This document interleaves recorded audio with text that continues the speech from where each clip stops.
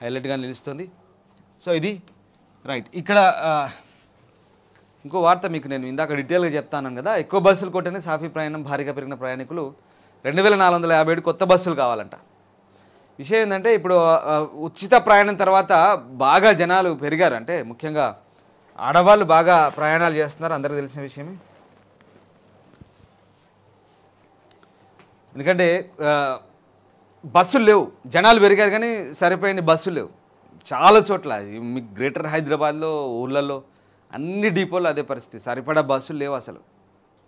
ఇది ఒక main issue. ఎందుకంటే మరీ ముఖ్యంగా మహాలక్ష్మి స్కీమ్ వచ్చిన తర్వాత ఫ్రీగా సరే రకరకాల ట్రోలింగ్స్ వస్తున్నాయి, ఆ విషయం తెలుసు అందరికీ, అది కొత్త కాదు, అది ఆల్రెడీ అయిపోయిన విషయం.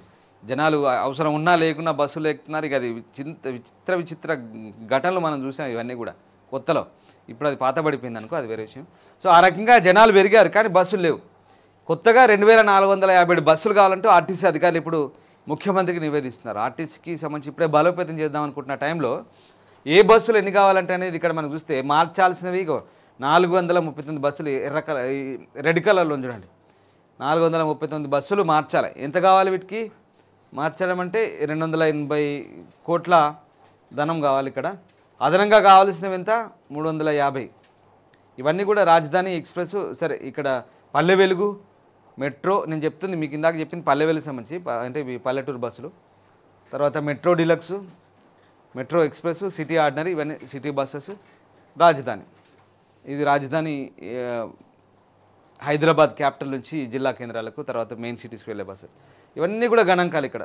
సిటీ ఆర్డినరీ మార్చాల్సిన 229, కొత్తగా కావాల్సిన 434, మెట్రో 445 కొత్తగా కావాలి, మెట్రో డీలక్స్ 300 మార్చాలి, తర్వాత ఎక్స్ప్రెస్లేమో 350 కొత్తగా కావాలి.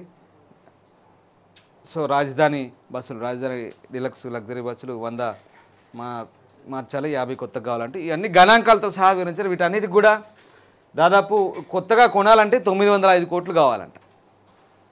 905 కోట్లు అయితే కానీ ఇవన్నీ 2457 బస్సులు కొత్తగా వస్తాయని చెప్పి ఆర్టీసీ అధికారులు అంటున్నారు. ముఖ్యమంత్రి నివేదించారు. చూడాలి ఏం జరుగుతుంది అసలు. ఆర్టీసీ అంతా కూడా పూర్తిగా ఒకానొక సందర్భంలో నిర్వీర్యం అయిపోతుందా, ఆర్టీసీ ఎంప్లాయీస్ కూడా ఆలోచించారు బతుకులు ఏంటి, అసలు ఏం జరగబోతుంది, ఆర్టీసీ పూర్తిగా ఇక అయిపోయింది, ఆర్టీసీ పని అయిపోయింది అన్న పరిస్థితి నుంచి ఇప్పుడిప్పుడే కాస్త గట్టెక్కుతున్న పరిస్థితి. ఆర్టీసీతో నిజంగా ఒక రకంగా గేమ్స్ ఆడినట్టుగా ప్రభుత్వాలు వ్యవహరిస్తున్నాయన్నట్టుగా స్వయంగా కార్మికులు ఆరోపించారు కూడా.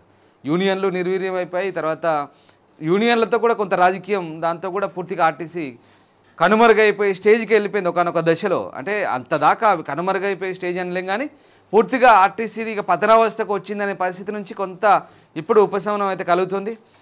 మరీ ముఖ్యంగా మహాలక్ష్మి తర్వాత ఆ సబ్సిడీని ప్రభుత్వం భరిస్తుంది కాబట్టి అదంతా ఆర్టీసీకి చెల్లించడం కొంత గట్టెక్కుతుందంటూ ఆర్టీసీ వర్గాలు చెప్తున్న నేపథ్యంలో కొత్తగా అయితే ఇప్పుడు మళ్ళీ 2457 బస్సులు కావాలి, దానికి 905 కోట్లు కావాలంటూ ఆర్టీసీ అధికారులు నివేదిస్తున్నారు. చూడాలి మరి ఆర్టీసీ నిజంగా ఈ కొత్త బస్సులన్నీ వస్తే కనుక ఇప్పటికీ చాలా బాధ ఉంది ఊళ్ళలో. ఎందుకంటే ప్రజా రవాణా వ్యవస్థ తెలంగాణలో, మరి ముఖ్యంగా తెలుగు రాష్ట్రాల్లో, సరే 2 రాష్ట్రాలు విడిపోయిన తర్వాత మనకు ముఖ్యంగా ఆంధ్రాకి రైల్వే సౌకర్యం ఎక్కువగా ఉంటుంది, అందరికీ తెలిసిన విషయం. తెలంగాణలో రైల్వే సౌకర్యం తక్కువ. ఆంధ్రాతో పోల్చుకుంటే తెలంగాణ చాలా తక్కువ, రైల్వేస్ తక్కువ. ముఖ్యంగా మనం ప్రధానంగా బస్సులపైన, ఆర్టీసీ పైన ఆధారపడి ప్రజా రవాణా వ్యవస్థ ఉంటుంది తెలంగాణలో, లేదంటే ప్రైవేట్ వెహికల్స్ని ఆశ్రయిస్తుంటారు. సో అది జరుగుతుంది.